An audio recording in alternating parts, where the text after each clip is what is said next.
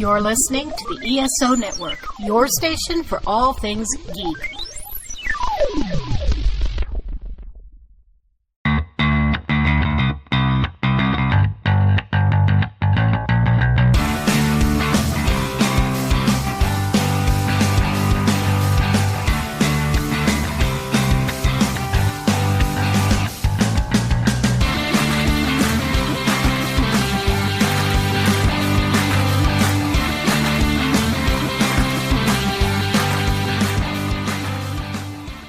Hello, musicologists. This is Modern Musicology. My name is Rob Levy.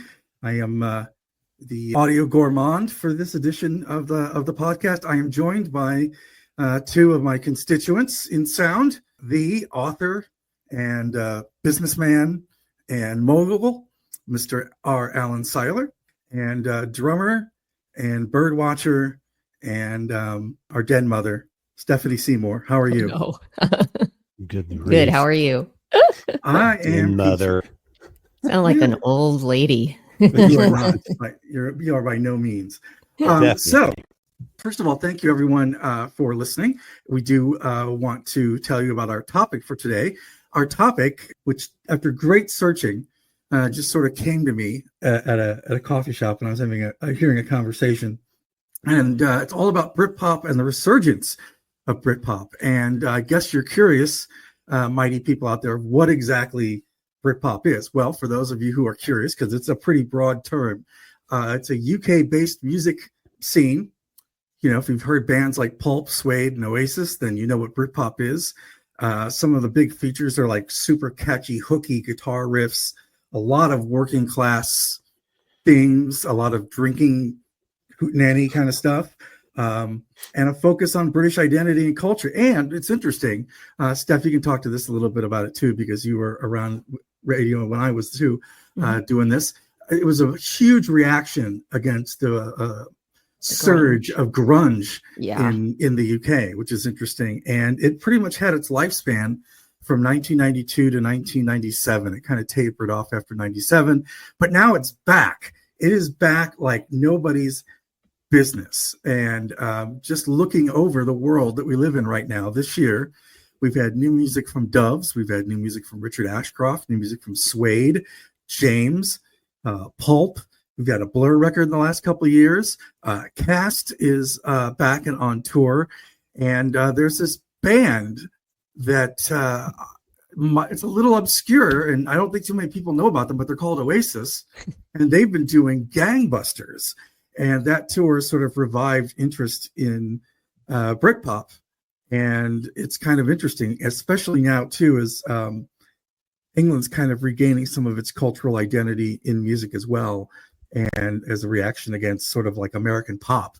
And so now it's back with that. So I thought we'd talk about BritPop tonight and just kind of our favorite records and sort of the fallout, because one of the things that BritPop did is, it did sort of taper off. And then it kind of morphed in the early 2000s into like this post-punk movement. So you have sort of like Britpop adjacent stuff like the Arctic Monkeys, and, things like that, and Kaiser Chiefs and all these other bands. So you could argue that Britpop's never gone away. It's kind of morphed and changed around and done a lot of different things. But so that's kind of what the context of Britpop is. It's cultural. And what I remember most about Britpop is I remember Stephanie working records like Blur and Verve, and we kind of knew what this stuff was. It was some sort of British invasion, but we didn't know sort of what to call it. Right. And then it got called Britpop, and it was Blur versus Oasis, the two big bands that were sort of commercially viable with it. And it kind of got a name and a moniker, and it just took off. And every time you go to the Gap or the Limited or the mall, you'd hear Britpop everywhere. And the timing was really great, because I think at this point, people were really tired of grunge. I know I was, because there were a lot of copycat grunge bands, and not all of them were really great. Yeah. What we quickly realized later is that there were a lot of copycat Britpop bands. Exactly. I was just going to say that. The other interesting thing that I do want to talk about this later too is there are some fantastic Britpop female bands. There's Elastica, there's Sleeper, Catatonia. There's a lot of really interesting sort of Britpop bands that feature women. So it was a movement that was charged by both sexes, which is true, but it was incredible. definitely male dominated. I mean, Oh, it was for sure. totally male dominated, but you do see women getting a platform in it. And like it's so silly to say this in this way, but it's true. It's like the king and the queen were like Damon and Justine for a long time. Damon from Blur and Justine from Elastica. They were, the it couple of the Britpop scene for quite a long time. And the Oasis Blur feud was sort of invented by the press. And I was one of the people that liked both, right? And my whole theory on it is like, if you want like a band that sounds like the Kinks, that kind of does some really cool in studio experimentation, you're down for Blur. But if you like your noisy rock and roll pop boisterous songs, you're Oasis, right? Yeah. And you can like both. I mean, Oasis is sort of like the chainsaw going through the tree, and Blur is like you're whittling on the wood. Yeah, that's a good way to put it. Yeah. I just want to point out also, you say it sort of started in the mid 90s, and that's true, but Pulp really formed in 78 and Suede in 89, and Justine was in Suede for a little while. Yeah. So anyway, I mean, it did have sort of some of them at least. Well, James was around too. James was around a little bit before it too. Yeah. The Charlottes were around as well, like 1990, because they had a new record coming out. Right. And so a lot of these bands were kind of doing their thing. Like the House of Love was kind of doing their thing too, right? Yeah. But it just sort of like identifying and labeling it as what it was. BritPop, yeah. Because right before it was really the Manchester scene, I feel like, and then not out of that, but that the Britpop movement was sort of on the tail end of that, the feel good kind of carefree, songs.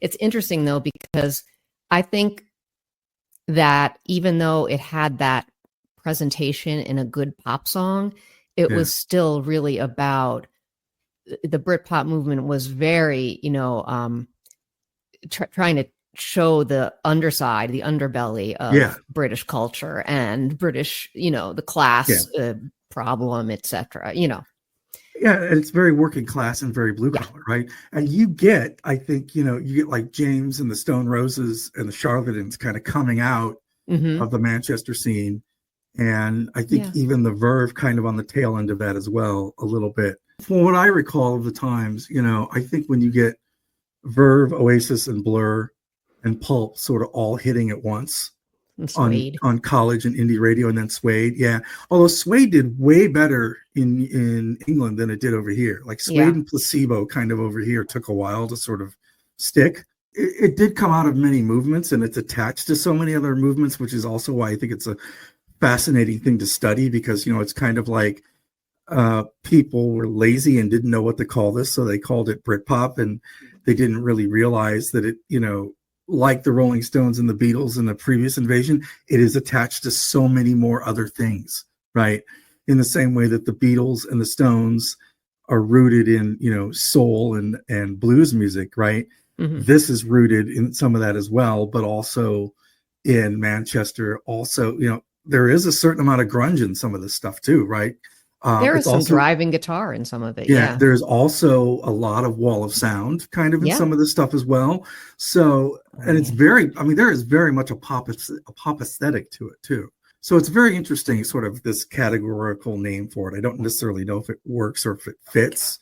A lot of it I don't think of as pop. That's why it seems weird to me. Yeah. But I mean, it's not inappropriate. It's just that, but what's funny is that some of the things have now sort of evolved into a bit more of a pop sound. And there's one in particular I want to talk about later on. But I think that at the time, and especially when you're thinking about bands like Oasis, I would never describe them as pop. No. Pop in the sense of being popular, yes, but pop in the sense of being like a top 40 kind of, radio band, not necessarily. They were very rock. And I think to a certain extent, the Brits kind of think about the word, when you say pop music, they think of it differently than we do too. Probably so. We sort of think about it as being like disposable and sugary in many ways, and they think of it more as cerebral. But I think that it's just a nice name that they could package and sell it, right? It's like, well, this is Invasion of our bands that are making it in America, what do we call it? And and it was kind of fitting because, and present company excluded, a lot of record labels like, oh, I got this great new BritPop band. You played that James record. I'm like, that's not really going to sell this to college radio, right? But the other interesting thing about BritPop in terms of America is that it is very much on the rise of college radio, right? This is sort of like the last big movement that college radio gets before commercial alternative radio really sort of tramples it. You have grunge, and then you've got Britpop, and then it all starts going on commercial radio. Like you're turning on your hit radio station and there's Wonderwall and stuff like that. So it's a really interesting time. And I think part of the reason for the resurgence, we could talk about this a little bit too, is, people love nostalgia. And along with that working class sort of attitude of this music, I think there's also very much a sense of nostalgia to it that a lot of people like as well. You kind of set up a perfect segue into talking about this clip that you sent us. Yes. And this is Brett Anderson of Suede, who has a new album coming out on September 5th. And I'm super excited about it. But he was on BBC Channel 4 doing an interview. And this topic of nostalgia is one of the things that they talked about. And it's so interesting that as a listener, he tends toward nostalgia because, like he said, there is music that happens when you are in your mid-teens that hits you in a way that music will never, ever hit you at any other time in your life. But as a recording artist, as a professional, he is very anti-nostalgia. He wants to focus on what Suede is doing now, what they're doing next, what they've done recently, but not anything that they like. They don't want to build their career on anything that they did in the 90s or before that or after that or whatever. He's one of those people that likes to look forward and not back. And it's an interesting dichotomy. Yeah. I think it's interesting too. Like, I mean, this is going to be their 10th album coming out. So it just shows you that he is in that frame of mind where, that's a lot of albums for a long career, but 10 albums is something. So I think it speaks to that. And he's always, looking for the new thing and looking forward to the future. What are they going to produce next? And I think you see some of that too with Richard Ashcroft and you do. And Paul Weller, who's got Robert Plant on his new album. I'm like, okay, wow. That's awesome. Yeah. So you see artists like that are very much, and Blur, like, Alan was talking about, there's been a fantastic Blur album recently, right? James' last album was surprisingly amazing. But then you've got a lot of bands from this time that are touring, just riding the nostalgia wave, right? So who might you be talking about there, Rob? Well, time will tell whether we get a new album from this band called Oasis, right? But the tour that's happening now, there is no new album that they're supporting or anything. It's just a big tour. It is 100% a nostalgia train. It is a nostalgia train. And watching, like the show from Manchester on YouTube and some other stuff, it's mania. It's like people going absolutely crazy. I mean, it's very refreshing, actually, right? At a time when music is sort of like packaged and digitized and vocodered, to see like a real drummer and a real like guitarist and a real bassist, like, and to see people really enjoying it too, like kids, like young kids are enjoying that. That's fantastic. And that's one of the reasons I kind of want to talk about this is that, because it's, you look at the crowds and it's people that are our age, but it's people that are younger, right? It's a very mixed bag of people. It's fascinating. There is an energy that a pure stripped down rock band, guitars, drum, bass, that you cannot get from over processed music. And like, I don't want to name, any names of some of the current artists that are touring and putting out albums and stuff, but a lot of it just doesn't have, and I like a lot of it, I'm not saying anything bad about that stuff, but there is an energy that is conveyed by an aggressive rock band with guitars and a drummer that you don't get anywhere else. And I think that is something that has been lacking in music for quite a while now. Sure. And Oasis coming back in such a huge way doing arenas and doing these big shows where it's just rock and roll is important right now. Yeah, I think it's needed. I think it's important. And I also think that, it shows that like you could do anything you want in a studio now, right? Or even in your bedroom. But if you can't play to an audience like that, you're not really doing it. Yeah. And there's a lot of artists that are not getting their chops by performing live because they are creating their albums in their basement. I mean, it's true, sitting in their bedrooms and with Pro Tools and whatever else. And it's not the never same. Got the chops, never developed. Don't and develop the chops. And I mean, like Billie Eilish is in that category, and she's a phenomenal performer. So I'm not saying it's an across the board thing. No. Right. But in general. And I just want to point out what you're saying is there's been since early rhythm and blues and to the Beatles to rock and roll including Britpop, it's always, you can always boil that down to the bass, drums, and guitar. And that's like the building blocks for whether a musical movement shoots out, Britpop sounding bands, because it's what they layer onto that, or it's their, it's the, what they're, it's the, of the times as well. So what is popular and what's influencing, but there's always that core, right? That base is like building blocks. So it's no surprise that's lasted since the beginning of rock and roll till now in some form or another.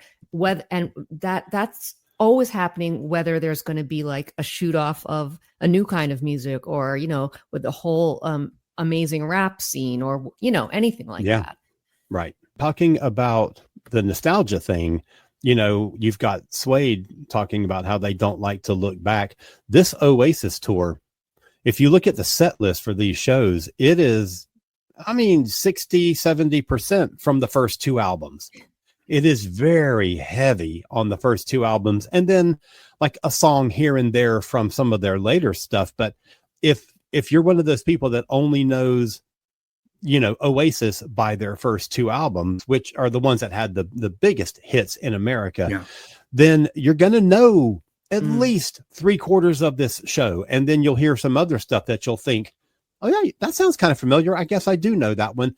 And let's face it, Oasis is not one of those bands that ever strays too far from their core formula. No. So if you like those first two albums, you go to one of these shows, you're going to love everything that they play, even if it's something you've never heard before, because it's going to sound exactly like Oasis. And I know if Anthony were here, he would have, opinions about the set list, as do I. Like, there's some great songs that they're not doing on this tour. Sure. But every band, but if you're Oasis, you're looking at this going, okay, we got to play the hits. We got to play, quote unquote, the bangers. Right. Well, if you're going out on a tour that's based upon your old albums, you do. Yeah. So, you can't please everyone. And it's interesting too, because outside of Oasis, the Pulp tour is doing fantastic. In any other year, the Pulp tour would be like a huge thing. Mm-hmm. But, and then James has been on the road for almost a year and they've never, ever really gone away. But they are absolutely fantastic live, and that new record's great. So there's a lot of these other bands besides Oasis that are touring, and the audiences are just as nuts for them. But Oasis is the one that's got the biggest audience, the biggest pop, the biggest, full machine behind it. And to be honest, it's the biggest soap opera in the world because everybody thinks the show could be the last one they play. That's true. And the big news here is that they got past their first gig or two and they're still intact. Yes. Because, nobody thought that it would go past one show because they would have a fist fight or something and they would walk away from each other, but it's held together. I really hope they defy all expectations and just pull it off. I do too. I do too. And make a new album. Yeah. That would be that would be amazing. You'd hope that they would kind of grow up by now and be like, we're just going to play. But I don't know. That's not. There's the den mother talking. Their personalities. I also think that the one thing about Britpop too is that so many of these bands have drama behind them. Like the breakup of the Verve had some drama behind it. Blur's had their history of, stuff going on. The Charlatans had, a member of the Charlatans died. there's a lot of drama behind these bands, which is, I think, is part of the aesthetic of it, right? Yeah. And at the end of the day, the thing that makes it all work goes back to what Alan says. They go back to music, and it speaks to the power of live music. It speaks to like the simplicity of it, right? There's a direct line from Buddy Holly to Oasis. I don't care what anybody says. It's a straight line. It goes to the Everly 100%. Brothers and the Beatles, right? Yeah, but that's what I'm saying. There's always that line. Yeah. Yes. But at the same time, there is something amazing about no matter what these people are going through, they always come back to the music. Yeah. When they make the great music, they make the great music, Yeah. And I have had a blast revisiting some of these Oasis records because I'm like, I heard them so much in the 90s and early 2000s that I'm like, enough, right? Yeah, I know. I was just doing that with Blur, and I was like revisiting all the Verve, also Suede and Pulp. But I mean, I remember, just endlessly playing Blur albums over and over and over in my apartment, and it just brings back such memories. The Verve too. I remember going to see you at the office, and you gave me a video cassette of the hot new Blur video for the Universal. The Universal? Yeah, that was a single that they put out, and you got the video for it. So when you were working video, wait. We're gonna cut this part because I don't think I worked that record. But you gave me the videotape of it, though. Oh, I did? Yeah. But I worked The Great Escape. Yeah. Yeah, but I don't think. But I've got the videotape for that. Okay, that's interesting. Yeah.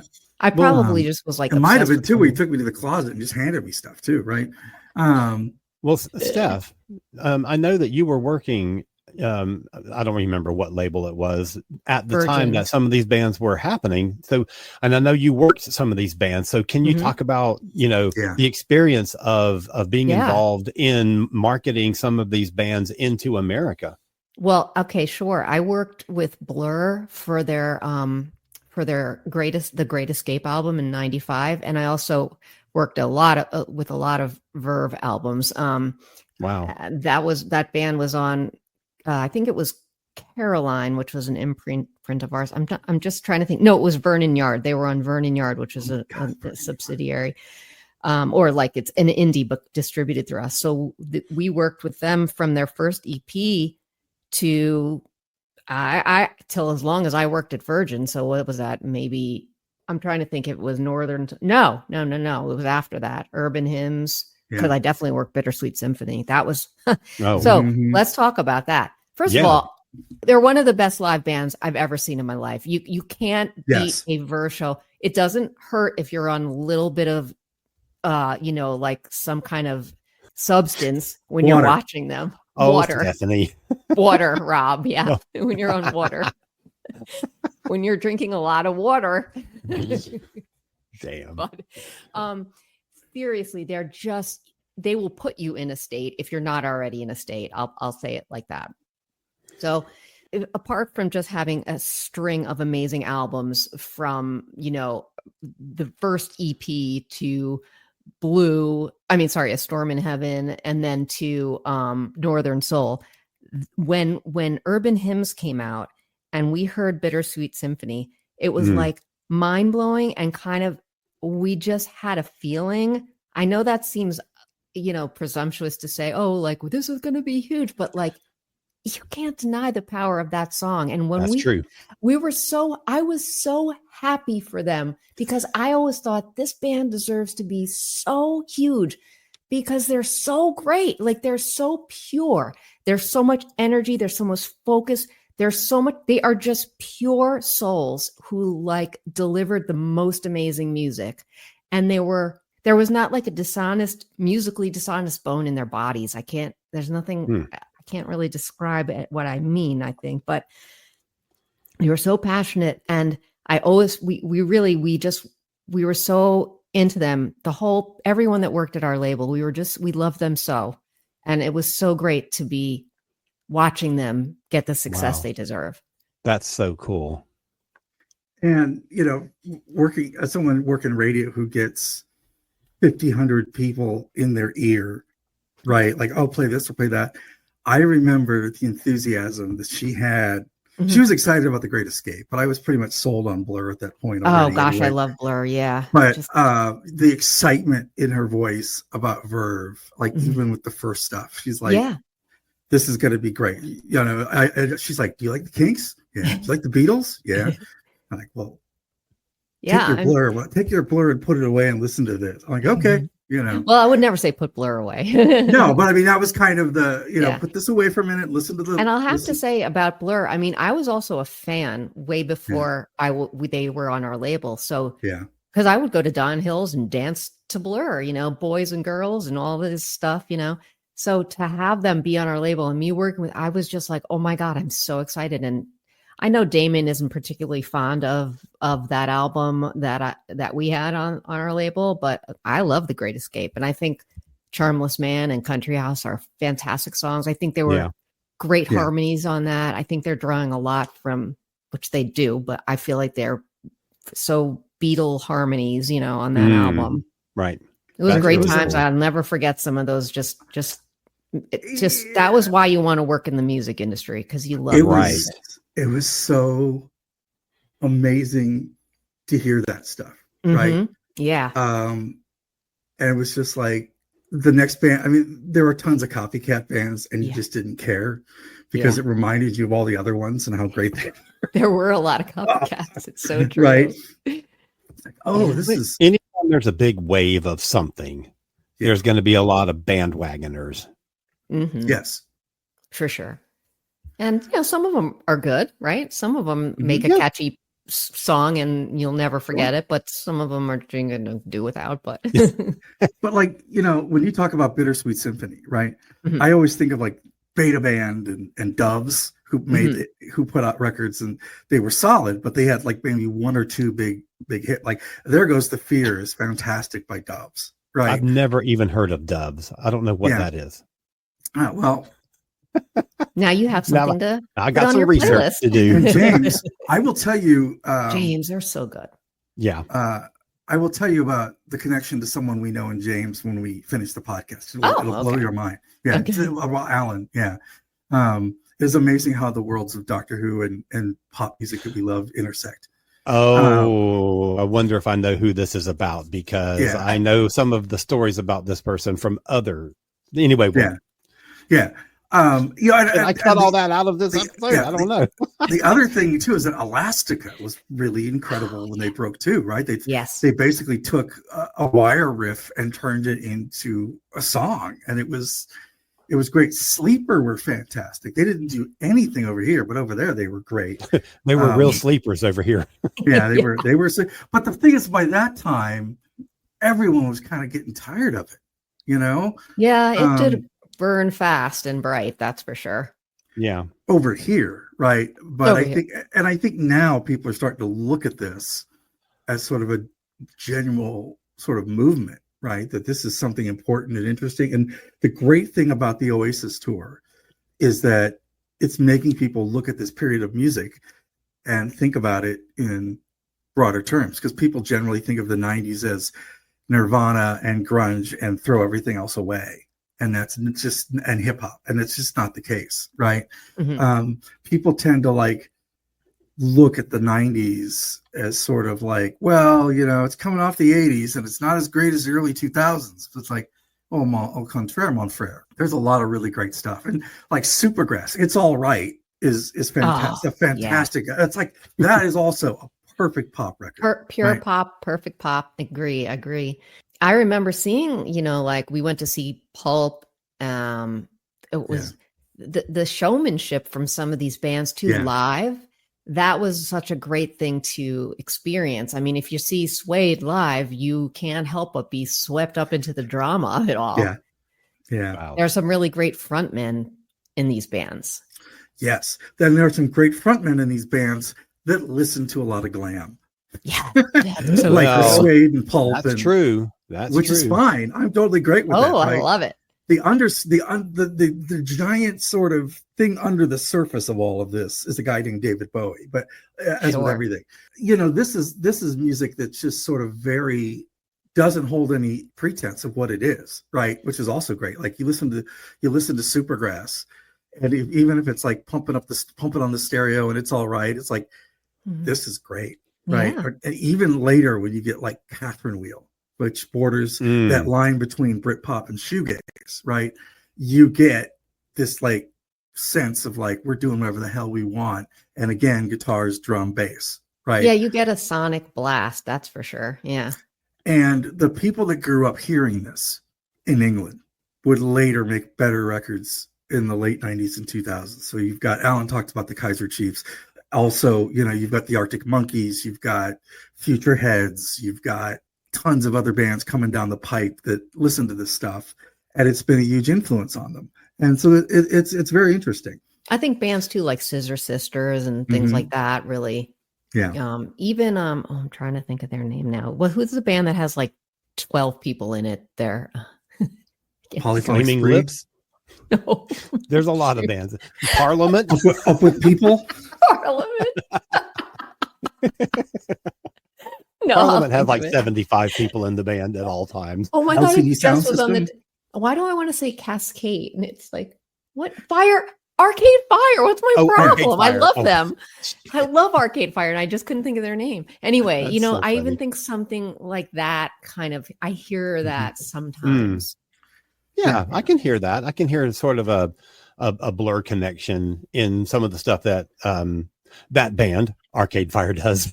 Yeah, there's also a certain melancholy to some of this Britpop stuff too that really works as much as their hooks. Especially there's Verve. melancholy that really sort of hooks people too, which again goes back to speak to that blue collar sort of ethos. Yeah, the like that's like a part, almost like some of the lo-fi music, like Acetone and stuff of the 90s too. That there was a lot of little fragments that kind of went here and there, and then there was, I feel like Britpop was the biggest thing that really exploded. But there was definitely in that whole early 90s scene and late 80s, there was a lot of ways that it could have gone, and people did go, but the Britpop, I feel like, exploded the most. And and what's interesting about the Verve, I mean, you talked about Bittersweet Symphony, right?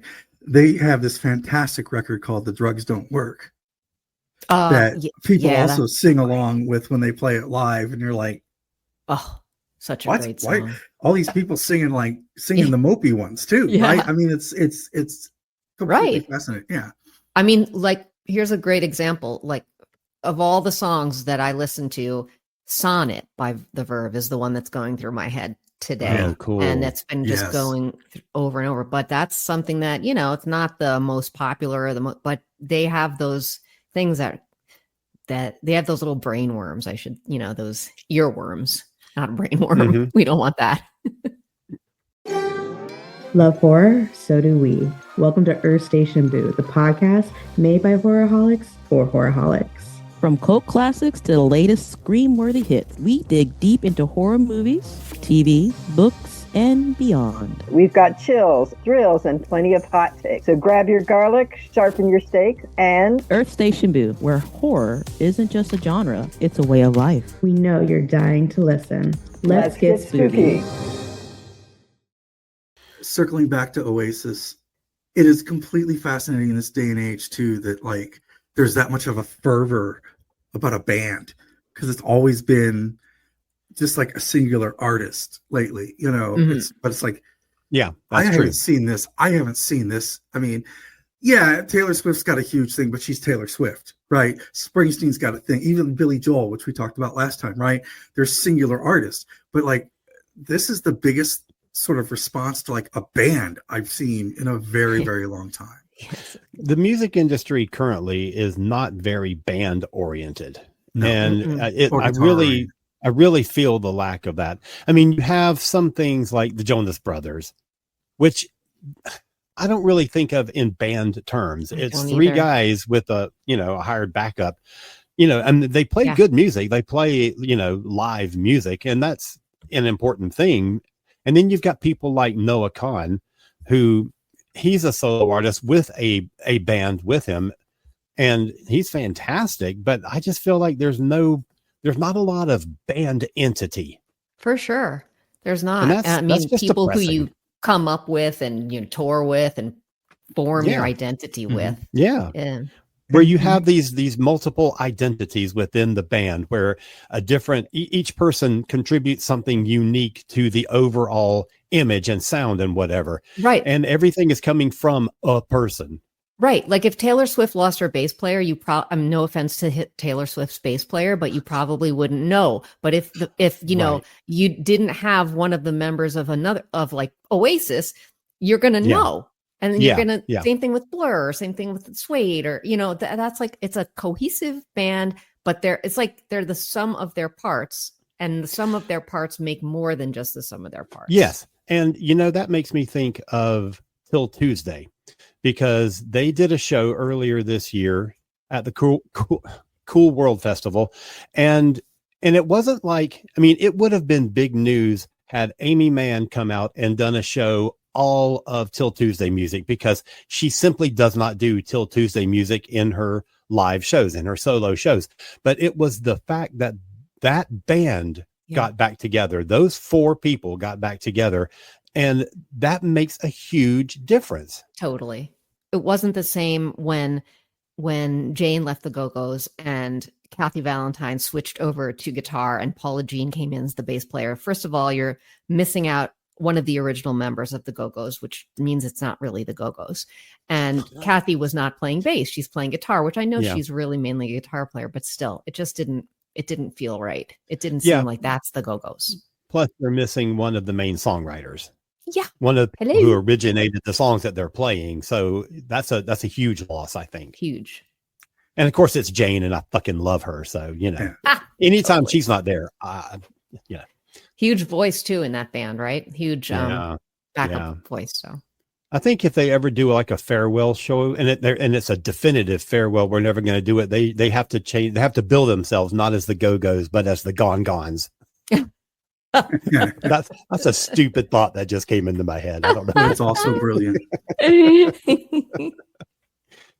But talk about some of the new music that's coming up. I just want to, I mentioned it earlier, but I want to talk about this new Suede album that's coming out on September 5th. There's 3 songs that have been released from it so far. I've only heard 2 of them.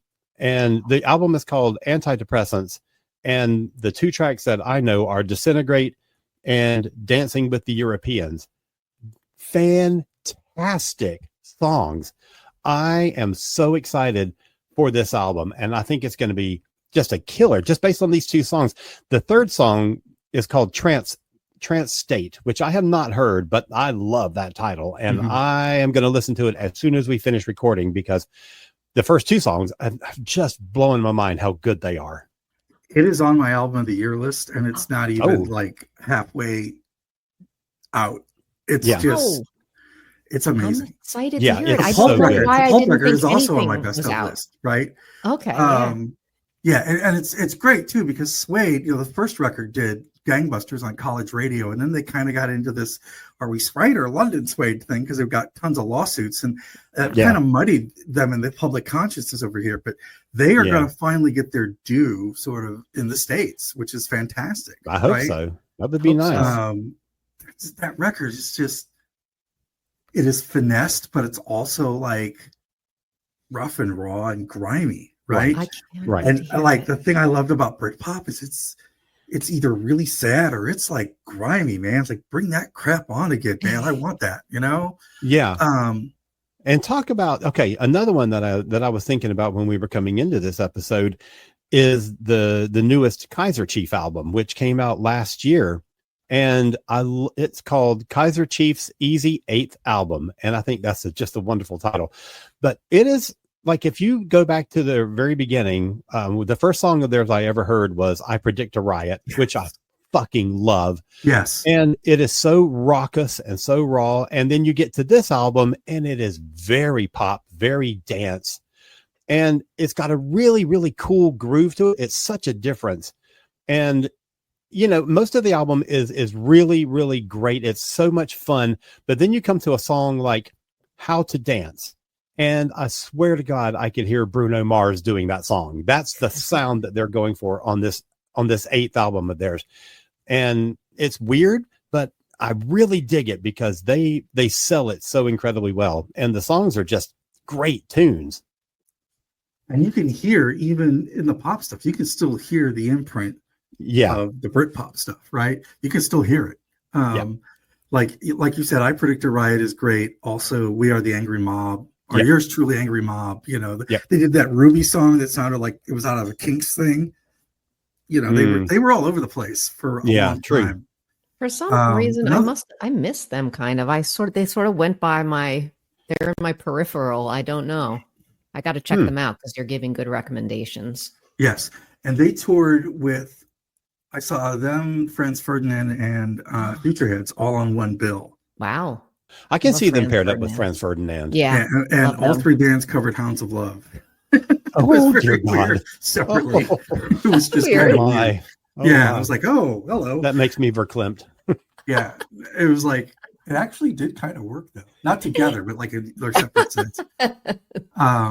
I think it'd be fun if you did a show like that and all three bands cover the same song in their set, but do it a different way that makes it sound like it's their song. That would be a really cool experiment. It was kind of a cool experiment. Yeah, that's pretty neat. Hey, but yeah, like you listen to the Kaiser Chiefs, you listen to like the Editors, another band that's kind of in that same vein, and then you get to, I think they were on the tip of my tongue and now they're gone. But like the guy from the Editors has a solo record out now, Tom Smith. And you can hear the imprints of Blur in that record a little bit as well. Also, one of Anthony's favorite bands, White Lions, you can hear a Britpop influence a little bit in that too, right? And some of the stuff now is kind of Britpop with keyboards. Let me just tell you where I thought you were going to go. I thought you were going to say, and one of Anthony's favorite bands, Liquid Shit.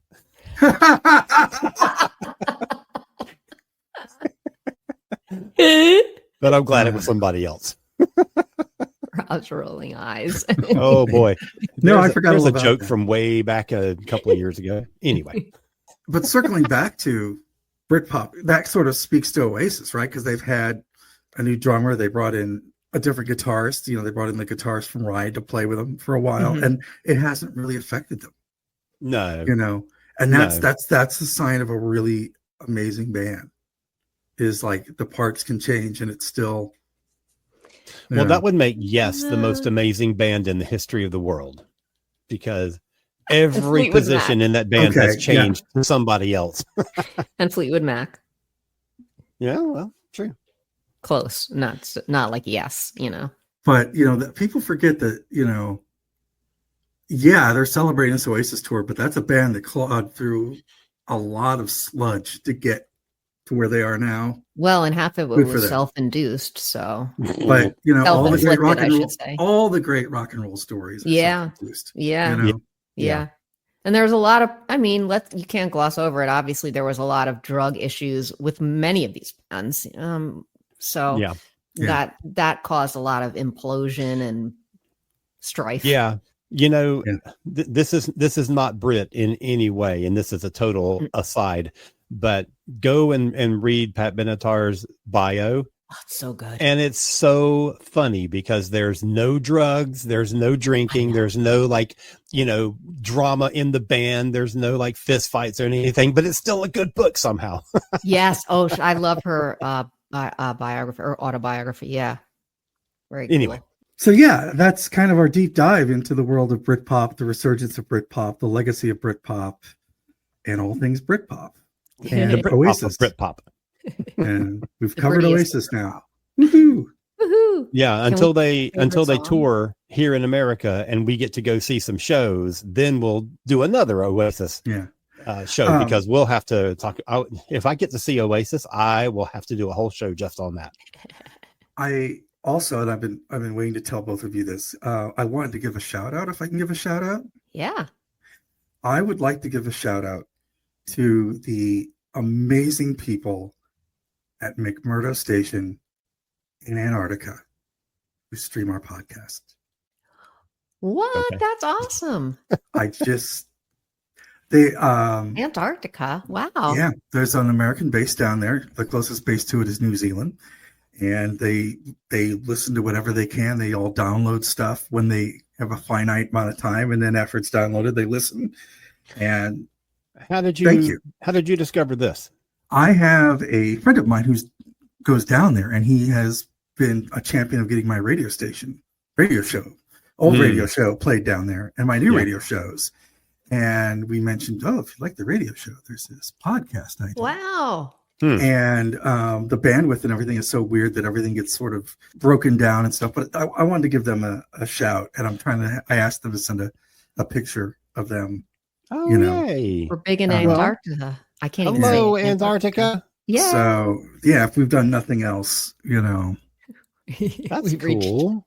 That's cool. It's cold, I should say. That's very cold. It's freezing. Which I like. I would like to come visit, I think. Yeah, they are studying cosmic rays. The effects of cosmic rays.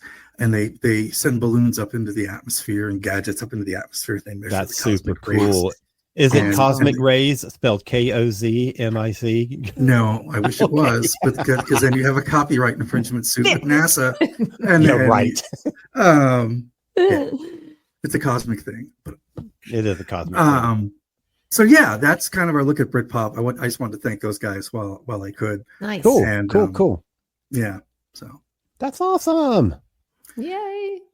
So thank you very much for listening. I'm sure we will be talking about Oasis again in the future. I know I'm super buzzed about seeing them, and a lot of other folks are as well. So Alan, why don't you tell us about what we have in store and why people need to be listening to us in the future? Okay, sure. Coming up in 2 weeks, we have a show that's actually been on the docket for like 2 years now. We have talked about this for a while and it never kind of got done, but we're finally going to be doing it. And coming out on, I lost the date. Where the fuck is it? Coming out on September 21st, we have a show called All About That Bass. And we're going to be talking about songs that begin with unaccompanied bass parts, where the bass is the only thing you hear that kicks the song off. And we're going to be playing examples of each one of the songs that we feature. And we might even do it as a live show. So watch out for that. And then I just want to say for that show, you might hear about me talking about the Verve on that show. Ooh, that's awesome. What a little link from this show to that one. And then 2 weeks after that, we have our 1995 show, which I'm super excited about. All of that is really great. And a quick reminder, Alan, tell folks how they can send their comments, pictures, fruit baskets to us, whatever they want to send us. Tell us how they can get a hold of the show. Sure. Yeah. Email us at modernmusicology1@gmail.com, or you can find us on our socials and drop a comment wherever you see any of our episodes posted. Or if you're listening on any of the podcast platforms, Spotify or iTunes or any of those kind of places, drop a comment there and it will find its way to us. And we will include your comment in our next show.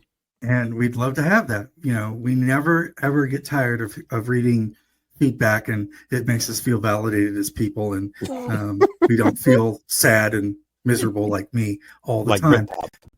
Yeah, exactly. Yeah, exactly. It takes the melon out of melancholy. Anyway, so we're going to go. But before we go, I thought we'd have sort of a round robin of folks telling us where they can find each of us. Stephanie, why don't you tell folks where they can find you? Okay, you can find me on Facebook at Stephanie Seymour Music.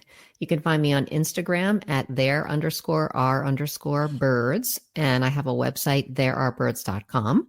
You can find me on Bandcamp under my name, and you can find me on Spotify and all the streaming platforms. And new author with a book out, Mr. R. Alan Seiler, where can folks find you? Well, the book is almost out. You can go to Cosmic Creative. Unlike NASA, it is spelled KOZMIC creative.com.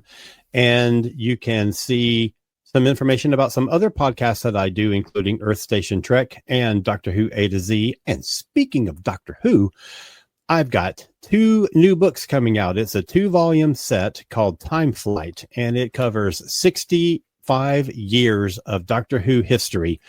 And it literally goes from the very first test pattern that ended up being part of the title sequence of the first episode of Doctor Who, which happened in 1960, all the way up to the most recent episodes. And it covers important dates on the television show, the comics, the audios, the novels, stage plays, films, webcasts, fan clubs, conventions, all sorts of stuff, all in one big timeline over the course of 2 books.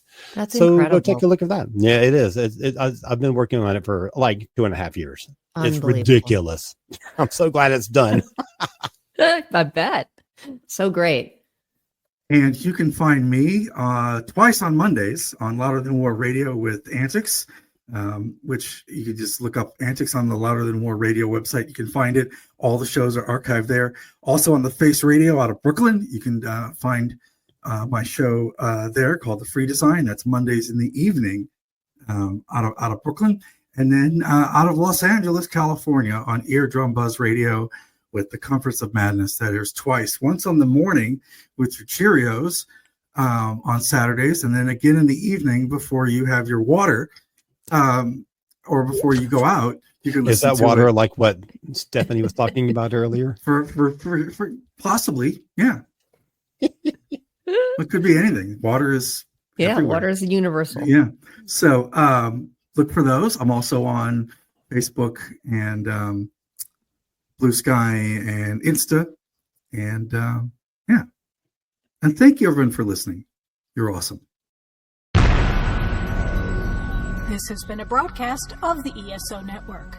Be part of the crew and help support our shows by donating to our ESO Patreon or by shopping at the TeePublic store, which can all be found at www.esonetwork.com. The ESO Network, your station for all things geek.